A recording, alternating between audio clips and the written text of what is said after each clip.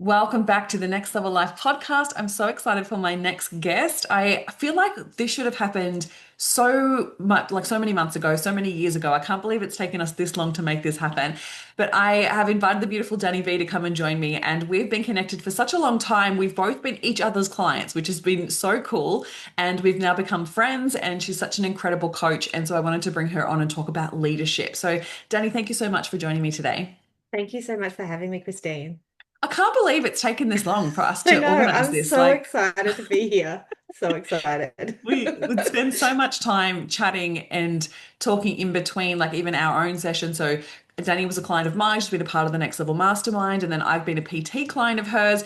Before her now evolving into the space that she's in now with leadership, and we've evolved even as coaches together, which has been so Mm, beautiful to see. So, Danny, can you tell us a little bit about your journey? Because you've been in leadership in general for a long time, and so tell mm. us a little bit about your journey in business. Yeah, so I've actually been a business owner for over 25 years now, which is a long time. But we look Um, so young. I knew. That's why people can't believe it. Yeah, totally. And so I actually started out as running a piano teaching school all over Brisbane. I used to teach in the Catholic primary schools. I studied classical piano at the Conservatorium of Music, and I did that for many, many years. And when I fell pregnant with my first child, I just had this complete change of life. I wanted to do something different. I wanted to be someone different because I was like changing my identity into a mum. So I started studying my health and fitness, and I started up a mother's health and wellness business.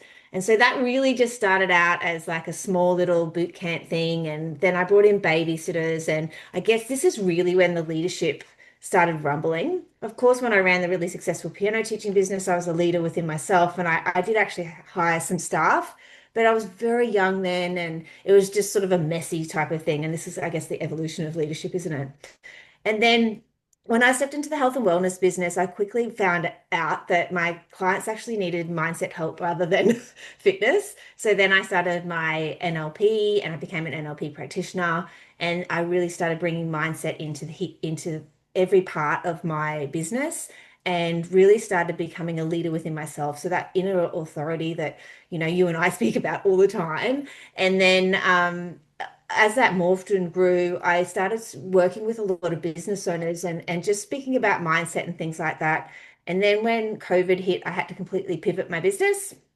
And I moved into online for the PT stuff. And then I also was asked to speak in containers or organizations overseas because they didn't have to pay for me to fly anymore. Everything was virtual, it was really easy. And that's when I became really passionate about speaking about to leaders myself because I knew then that I could speak to these leaders, I could teach them to have that inner authority, and then that would trickle down into all their people and also going into the home life, really, especially during that COVID period.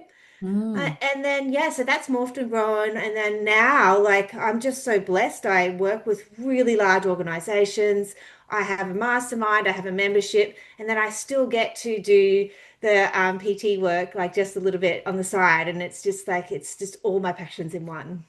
I love that. I love that you shared that you get to actually do all part of that and all the passions in one because I think sometimes in business it's almost like we can get stuck in this one space and thinking, oh no, I have to just do the one thing. But you've Mm. worked out a way to actually blend all three. Well, not actually or blend them, but actually still be able to do all three. How does that even work while you're also running a family? A lot of self-leadership and radical responsibility. I just have to be responsible. And honestly, it's not all rainbows and butterflies. I would be lying to say that it's easy. There's days, a lot of days that I'm getting up at 3:30 in the morning to fit everything in. And, because movement's really important for my mental well-being. So I have to make sure that I'm doing that, most days every week. I ensure that I've got time to do the building of the business as well. I'm actually launching a podcast next week. Oh my So goodness, that's really amazing. exciting. Yeah. And, just making time for that type of thing is really important. So having that structure, having that time frames and things like that. Yeah, amazing. And so Mm. you mentioned a little bit about the inner authority. Can we start Mm. there? Can you tell Mhm. us what does that even mean? For someone who's listening, never heard these terms before, what does that mean? It's really knowing who you truly are. So there's three pillars that I speak about with this, and that's self-respect, self-acceptance, and self-love. And when you really nail what that means to you, you have that inner authority where you lead from within instead of looking for that external validation. And so self-acceptance looks like really not taking judgment of where you are right now. This is actually a big thing that you taught me, Christine, is like not judging for where you are, because, for someone like me, which Christine knows very well, I'm always wanting to be better. I want to improve myself. I want to be better than what I am today. And learning to really not judge where I am today is really helping you lead with that inner authority. Yeah. And self-respect is just, if you don't respect yourself, nobody else is going to respect you fully, because you're not going to be able to accept that respect. So respecting your time, setting boundaries for yourself and for others as well. And of course, self-love, taking that time to really embrace who you truly are, and doing that mirror work, understanding that you are exactly who you are meant to be. Yeah. This is the most powerful work that you can do, honestly. Like, I feel Hmm. like it's something that every single woman needs to go through in order for them to get to a stage in their life where they're, again, not looking to others externally for validation. They're not stressing about what they look like or what other people think of them. And also having the boundaries. Like, the respect piece is massive. And I think sometimes Massive. we have so much conditioning from the past that affects us in our ability to even have that self-respect or have those boundaries in place. And I feel like, there is a lot of conditioning for us to not love ourselves, that we always have to keep fixing and changing. I'd love for you to bring this into the leadership space for us. What are you noticing with the leaders that you work with? How does this show up for them in their space? Definitely. So they shrink down and they don't actually come to, like, I guess, the boardroom with the voice and the strong authority that they really have within themselves, because they're judging themselves, so they're not accepting themselves. So it's showing up as really shrinking down to not be as powerful as they could be. It also shows up as, not having a team of people. So if you've got a team, it also shows up as not having a team that actually do what you want them to do, because you don't know how to communicate that. So it's loss of language and communication as well. And then the other thing that I really find is that, I'm a big believer that we all should be leaders. It's not just, the large organizations I work with. I work with business owners that don't have staff as well. And being a self leader it really shows up when you're not using that self leadership. It shows up that you just don't have any boundaries. You're a people pleaser. You're always bending yourself for others, and then burnt out, overwhelm, all of those things that come with all of that. Oh, 100%. Speaking my language. And I feel like as well, there's that piece around that self leadership. Like, as business owners, we have to motivate ourselves. Like, there's no one else telling us what to do. There's no KPIs that other people set. We have to motivate ourselves. And I think that we've been taught a lot when it comes to motivation, a lot from a masculine space. Would you agree? Mm. Like, we're Hmm. constantly, when it comes to motivation, it's push, it's be hard on ourselves, it's yell at ourselves, berate ourselves, which actually erodes self-love and self-acceptance. Wouldn't you? And Hmm. self-respect, Yeah. actually, when you think about it. All Would of you them. agree? Yeah, completely agree. And then that's understanding what feminine and masculine energy looks like.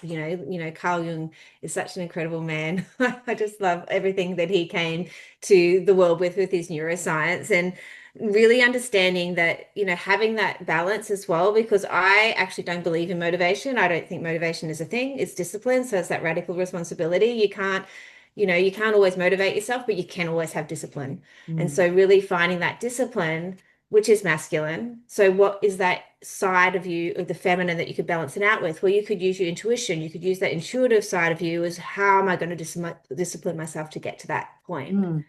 And we can discipline ourselves with love. We don't have to Hmm. discipline ourselves with hate, right? And I would Yeah. imagine you would see this in the body space as well, like from the PT space, around how we're constantly being told to like judge ourselves or hate ourselves enough to make a change.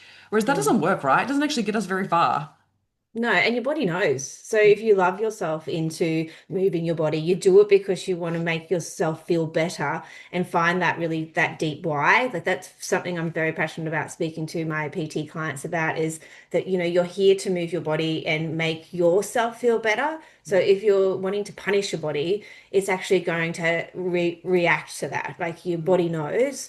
That book, The Body Keeps the Score, is an incredible book to read if you want to learn more deeper about that. But yeah, just really loving yourself, and it's the thoughts and the words that you're saying to yourself as well while you're doing that. So that discipline, being kind to yourself. It's back to that self-acceptance, being kind to yourself for where you are, to move forward when you need to. Mm.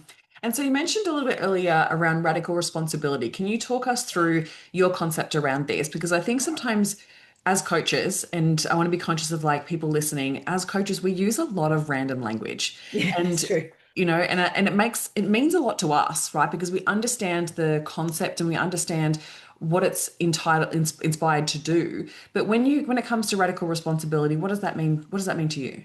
It's really ownership of self. So ownership of where you are, of what you do, the mistakes you make, ownership of the decisions that you make, and really not putting the blame on others because we've got a choice of where we are.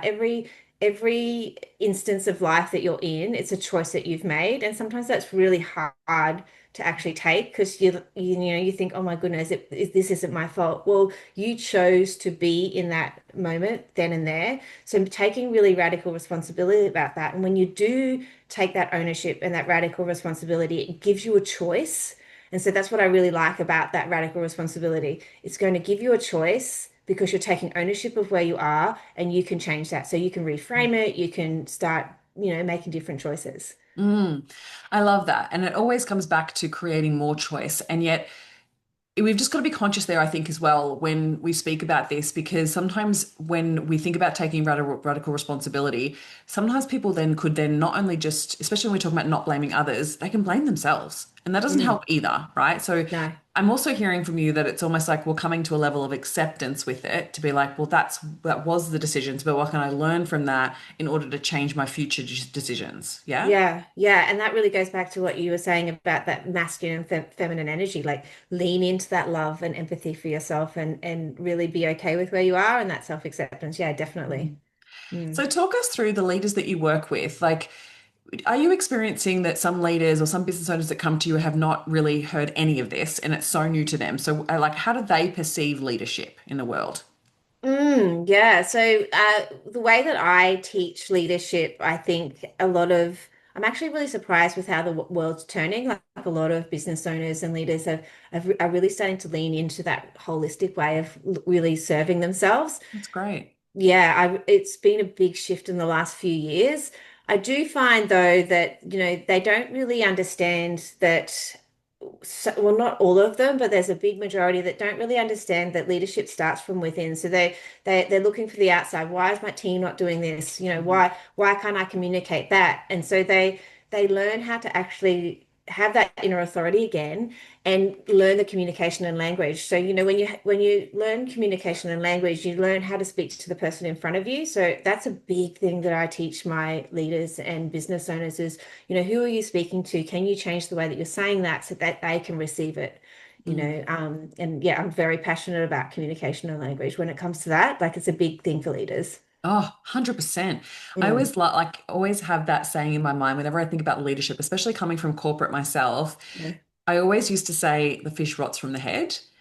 Oh, I And love that. I know it sounds horrendous, but it actually is so true that, like, if you think about leadership, right, we think about the corporate structure. If the leader is not leading well, they're not having their own inner authority and they're not leading from a place of actually wanting to support their people and understand that they are the reflection of their people, that, you know, I always look upwards, right? So if the team isn't performing, it's not the team's fault, it's the leader's fault. And that's again having radical responsibility. And how can we look to that leader and be like, yes, how do we improve yourself in order for the team to then be able to be improved? Because anytime it's always a red flag, right? I was talking to friends of mine on the weekend, and one of my friends who's in a corporate job, and they were saying like they've had a huge middle management leave, like lots of them leave. And I'm like, yeah, you got to look above for that. There's a reason for that. And so I love that you're helping them explore that on a whole new level because it is, you're right. It's that communication piece. It's the allowing them to really look within themselves because leadership has changed so much Mm. over the last 20 years that if people keep leading from the old masculine way of just do what I say, it doesn't work anymore, right? Like people up and coming younger generations, they're coming in going, well, I'm not here for that. And they just quit. Yeah. Yeah. And it's already starting to happen so Yeah. much. Yeah. So tell us about some of the problems that you experience with the business owners or leaders that you're working with and how you navigate some of those challenges. So I guess, like I said, one of the big problems is not being able to communicate with their team, or even, business owners that don't have a team, their clients, and being able to overcome conflict resolution and stuff like that. Because I find that if you don't have that inner self-love and that inner authority, conflict is really quite confronting. So you come at it at that masculine energy, and I'm going to fight it. And so that's one of the big problems that I find that comes across. And like for you, like this is your jam is money mindset. Then when the objections come up, you can come across it as that masculine energy as well, because it's kind of like a defense mechanism, Yeah. if that makes sense. Another big thing that comes up for me is also just understanding what people want. So if you're always looking for the outside, if that makes sense. So you're always looking for that external recognition, external. It's very focused on how can I please others instead of how can I help others. Mm. Does that make sense? So Yeah. when I help them shift that, and like, they lead from a place of service, they really can actively listen to their clients or their team, or a part of their business owners. There might be a partnership or something like that. Then they start understanding how they can serve instead of like, how can I Or trying bleed to be all of my right. pleasing over Yeah. you? Yeah, Yeah. or trying to be right, or trying to be the one that looks like they know what they're talking about. Like it's actually more from a place of curiosity and awareness to be like, okay, how can we come to the solution together rather than it be a conflict? Yeah, I love that. Yeah, and being okay with being vulnerable as well. Like, when you have made a mistake, owning up to that, like again, Mm. that radical responsibility, that self-ownership, but also when you own up to that, showing the lesson you've learned, so then it shows that you're moving forward through it, so everybody else can come with you. Oh, I love that so Mhm. much. Oh my Yeah. gosh. Yeah, I wish that my past leaders had had that ability to do that because I think you learn so much through the way that they present themselves and handle themselves through that challenge, those challenging times as an employee, right? You see that. And if they don't handle that well, oh my gosh, that can like erode the relationship for sure. Like I've seen that happen time and time again, where they've handled things really badly and taken offense to it, taken it personal when really it actually wasn't about them at all. Yeah, exactly. And then don't even speak about it. So it's always this underlying thing that's never been dealt with. So imagine that vulnerability coming out and saying, this is a mistake I've made. These are the lessons I've learned. So this is what we're going to be doing moving forward. It'd be That's so much really respect. so Yeah. much respect. Oh my gosh, and such strength. That's amazing. Yeah. And so tell us about a little bit more about the evolution that you see from a leader who goes through this phase of understanding the inner authority, doing the work that it actually takes to unpack that and start to implement those changes within their business and or within the organization. Talk us through the evolution that you see. So I guess I'll speak about one client that I have at the moment, because she's been working with me for about 18 months, and she's been a private client, she's been in my mastermind, and it's been phenomenal, this stepping into leadership that she's moved through. And so when she first came to me, she was very much didn't have a voice. She didn't want to speak about herself. It would be so nerve-wracking going to a networking event, because she was always worried about people judging her, and she'd never show up as herself. And so the evolution of working through those limiting beliefs, understanding what she wanted to be. So finding those aligned goals, so those inner goals instead of the external goals, if that makes sense.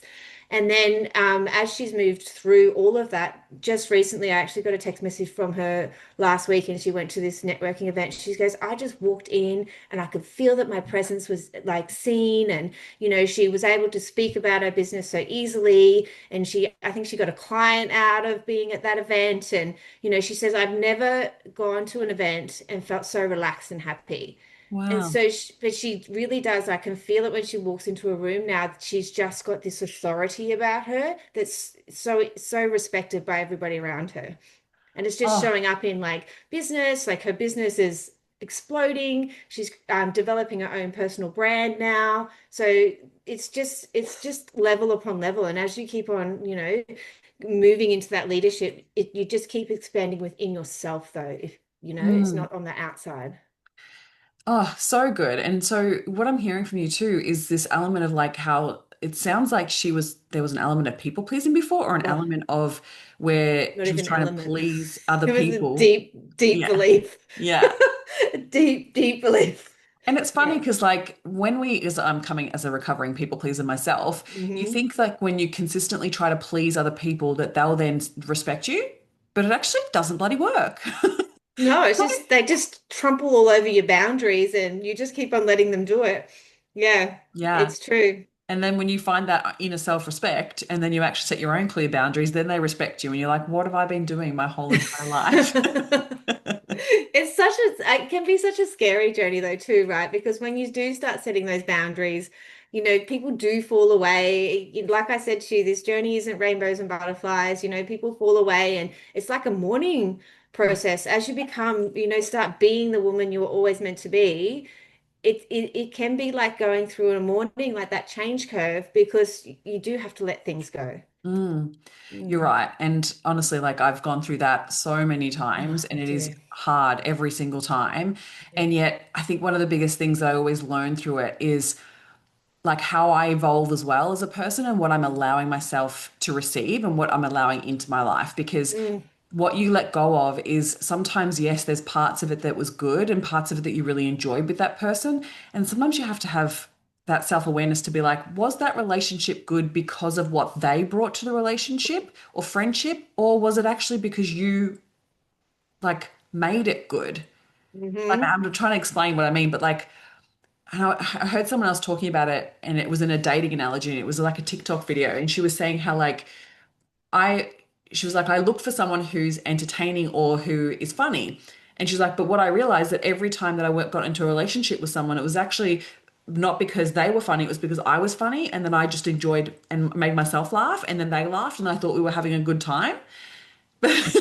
Right? When you It's so think, true. yeah. And so sometimes you have to realize too, like when you think about the friendships, I'm a big believer of like having that give and take and having, the support go both ways. And sometimes you don't realize, sometimes as a people pleaser or a rescuer, you give so much of yourself to Ugh. make the relationship good that you have eroded so much of your own boundaries and so much of what you should have been giving, really like, sorry, I'm saying this wrong. Like you erode so much of your own self-worth and your own self-respect by giving so much of yourself to the other person just to make the relationship work when really Hmm. they're not giving. They're not giving it all, they just continuously take. And I know that Hmm. you've experienced this before as well. Oh, deeply. Deeply. Yeah. I know exactly what you're saying. And I guess it just all comes back to that self-respect and self-acceptance because, when I was in those relationships, I didn't fully accept myself. I was always judging myself. Like you were talking about the rescuer and the people pleaser, like, that persecutor in your mind, that mean girl in your mind was always telling you, well, if you just try harder, if you just try more, you're going to get more and, they're going to like you more. And so you just always keep that Mm, tie going. yeah. And yeah, once you step away from that, it is really empowering. Like you were saying, Mm. it really does bring power within yourself. Yeah. Yeah, and it is sad to let those like relationships go. But I think what it does do is actually open you up to better relationships, the people that are Hmm. actually willing to meet you where you're at.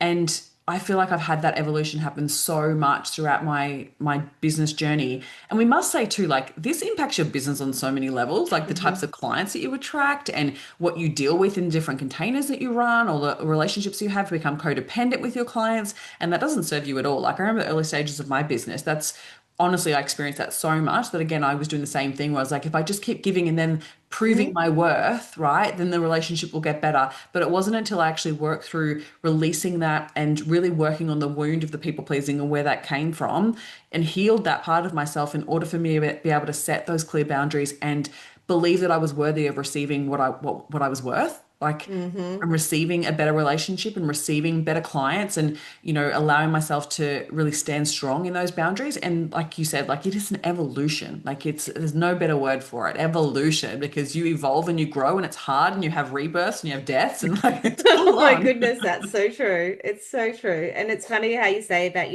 the clients that you attract as well, because I know, especially I found that in my PT business, and I was going through so many evolutions in my PT business. And, there was two instances that the exact same thing happened. And when the second time it happened, that was like the light bulb moment of like, this is the lesson. I need to take ownership of this. It's not them, it's me. And that's Yeah. where I'm saying, like, it's not nice to realize that, Yeah. these horrible things and these people are being so unkind to you because you've allowed it and they think that they Mm. can.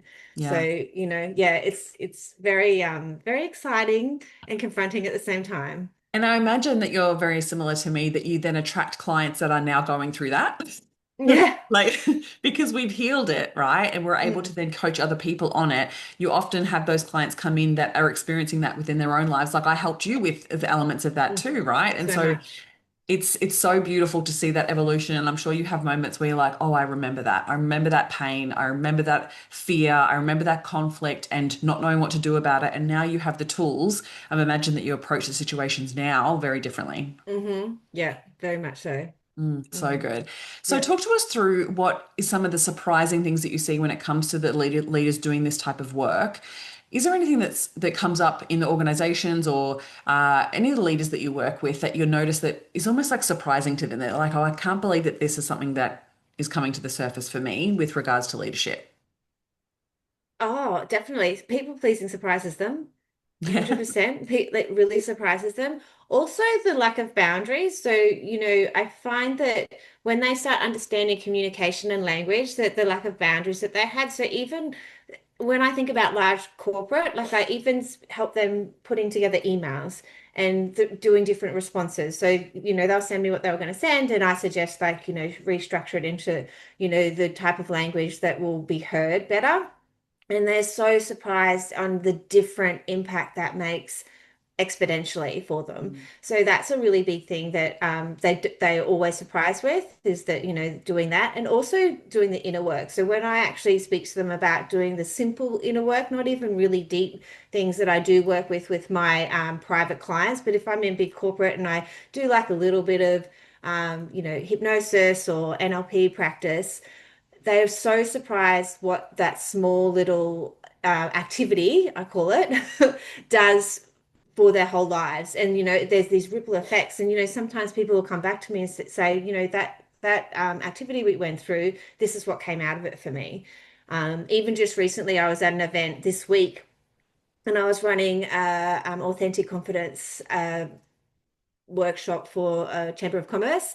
And somebody actually had like a complete breakthrough and was crying about what the realization that came up. But all I was speaking about is like that inner truth and understanding the stories that you're telling yourself, and that's why you don't have a voice. But then because of the way that they heard it, that realization was just groundbreaking for them. So yeah, it's really interesting those deeper ones that come up. And like I said, it never used to be like that. I'm sure you would understand that as well.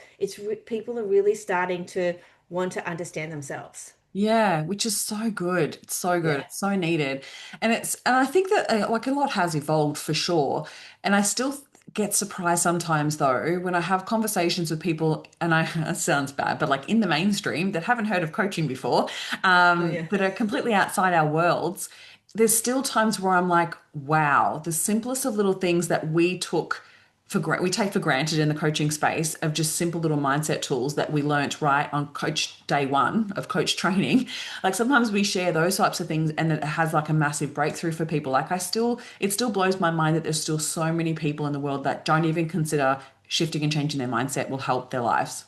No, that's exactly right. And there's one really key tool that I've been surprised with every single time with my clients is that I share journaling prompts that I do every single day. So every morning I wake up and I do my journaling. And I don't know if you remember, but I was always anti-journaling. F my feelings.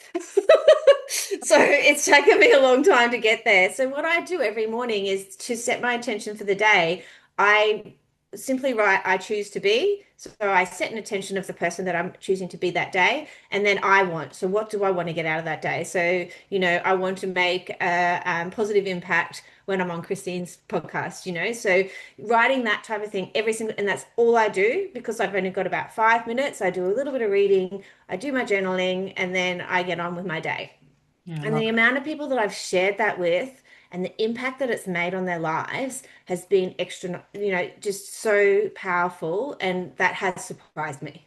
it. I Love it. know the impact it's had on me, but you always think, oh, other people aren't going to get it, but it really has impacted people because it makes it simple to be able to do that journaling as well. I Yeah. think people get a weird concept about they have to write their whole life story when they journal. Mm. Mm. And sometimes people are like, well, I don't even know what to write. What do I write? Like, Yeah, so it's giving them the prompts and then the gratitude. Like if you can think of three grateful things, but just mm. make it simple. Yeah. And I'm grateful I woke up healthy. yeah.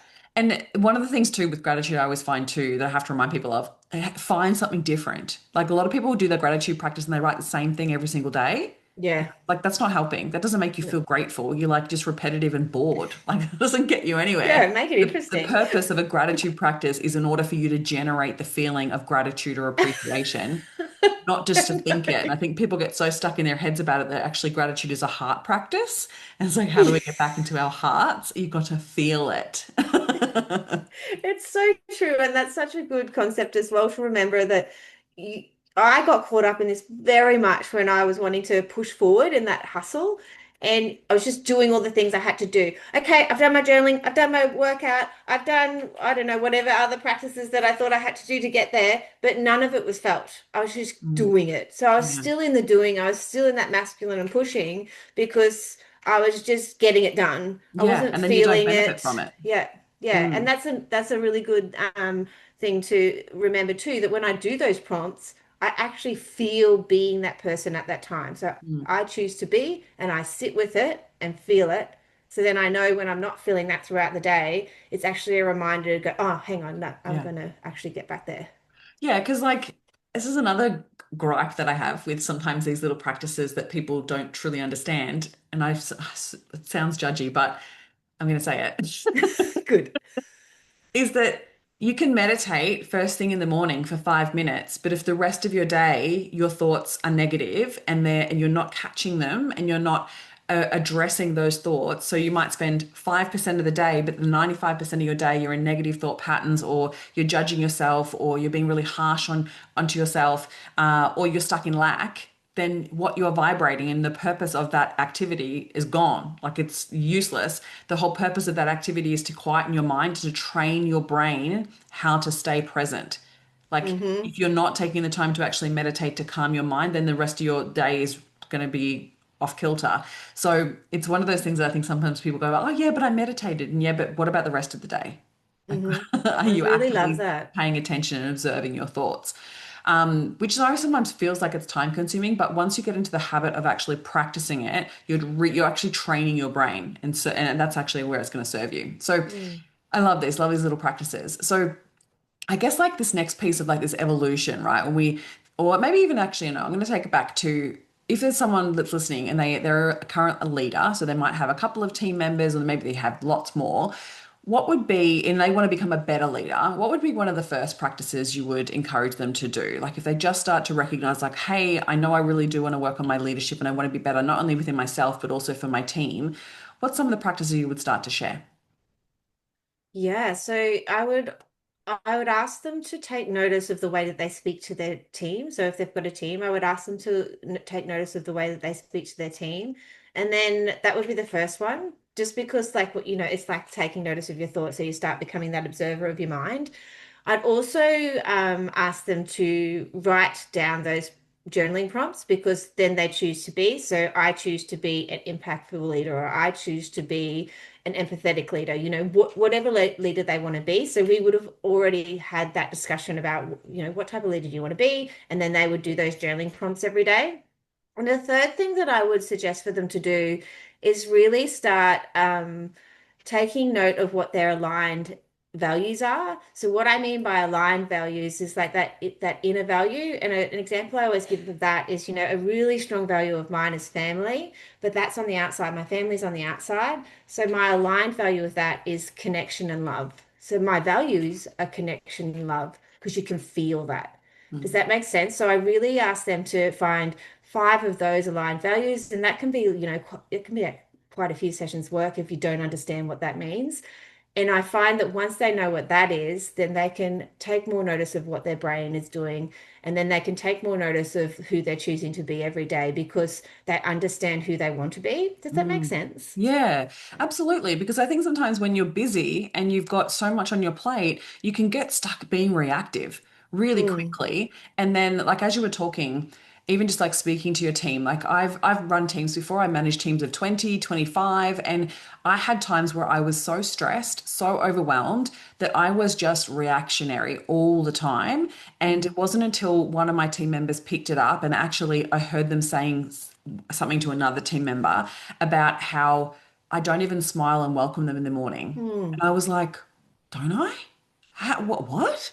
No, of course I do. And then I like played over like my week in my head and was like, oh my God, I've been so stressed that as soon as people get to work, I'm like, get to work. Right. And Mm. I was like, that's not the Hmm. type of leader that I want to be. I don't want to be someone that's like so harsh and not even smile in the morning. It really was a wake up call for me. It was like, oh, I need to learn how to deal and handle my stress better so that I can show up and be the leader that I really want to be in this workplace because that's not going to get me the outcome that I'm looking for. And I also don't want to be that type of person because that's not enjoyable for me. It's not fun. I love to see the potential in people and nurture the potential in people. But if they think that I'm already in a grumpy mood right from day dot, from 9 a.m., they're not going to Hmm. be open to wanting to be, to reach their potential. They've got their guards up, ready to protect. Yeah, Yeah. 100%. So I love Yeah. that you shared that. Like, even just the defining what type of leader you do want to be is a Mm. great wake up call and just an opportunity to be in that observer's seat.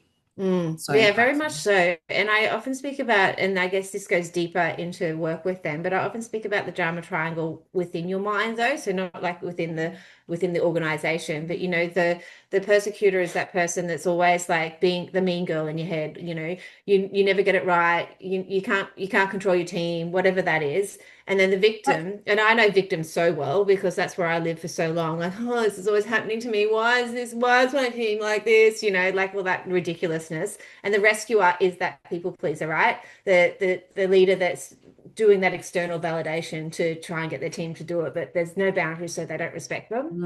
And they And go in then and they do it for them instead of actually teaching them how. Yeah. yes. And so then becoming an observer of that, you notice when you're in there because we're all human. We're going to be in that drama triangle. So that's also that radical responsibility, isn't it? Take ownership to know that you are going to slip into that because you're human, but you also can become the observer and you can catch it and reframe it and change it. I love Yeah. that. I love Mm. that. And it's such a beautiful concept. And it may be something that people have never heard before. So if you don't know what we're talking about, look into the drama triangle. It's a simple psychology tool, Mm. and it helps you really realize where you're sitting. And yeah, I get it. We can either be one of all three, we could be all three. All three at once. Yeah, totally. So yeah, it's such an interesting space in that development space of like really willing to look at yourself and be like, how can I be better? And Mm. it's also a self personal development journey because Oh, as you evolve, so your good. team evolves around you.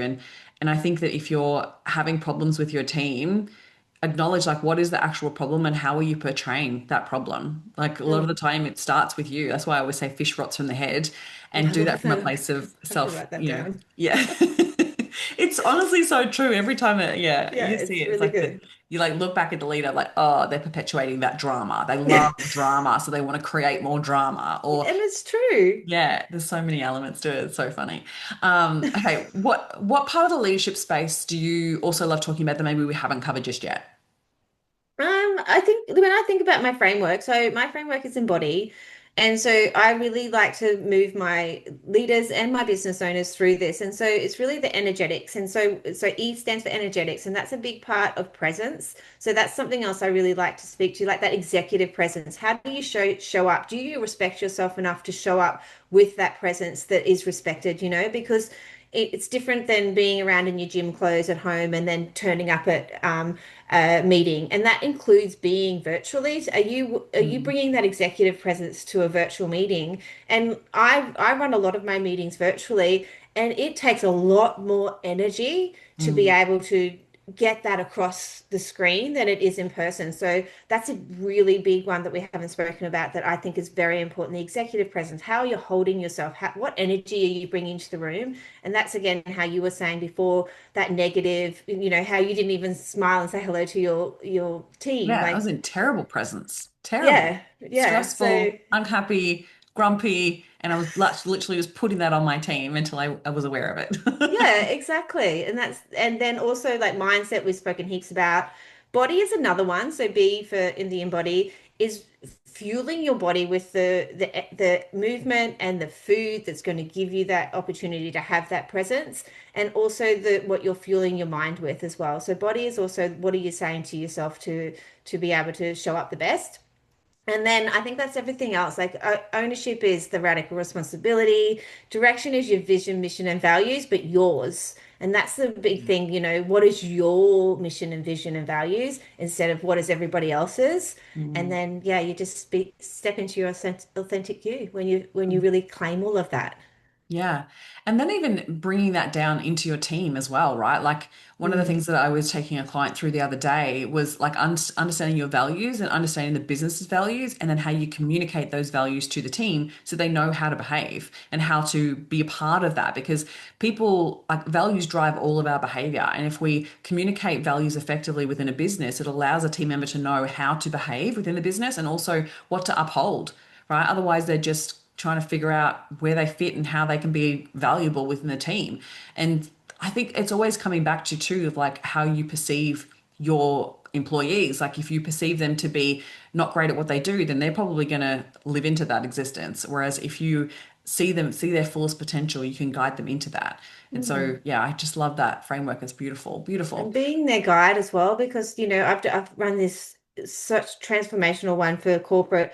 It's a team building one where it is that values based. And so I work with the team to understand their aligned values so then they can see how that matches the company values. So really working with your team to learn and have that growth mindset as well, instead of just you, let them have that as well, that follow on. So yeah, I love how you say that. Love it. Beautiful. So, can you share with us how we can find out more about you, where we can work with you? So, if anyone's listening, they can check you out.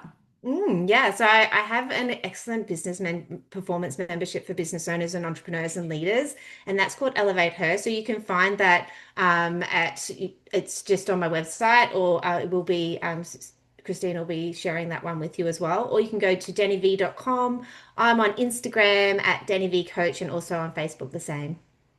Amazing. Well, I'll make sure I put all the notes in all the links in the show notes so people can check you out. But definitely share this across your social media and let us know what you took away from today's episode. Thank you so much for sharing your beautiful wisdom and your heart with us today. Thank you so much Thank for you being a so part of the much. podcast. It's been wonderful to be here. Thank you, Christine.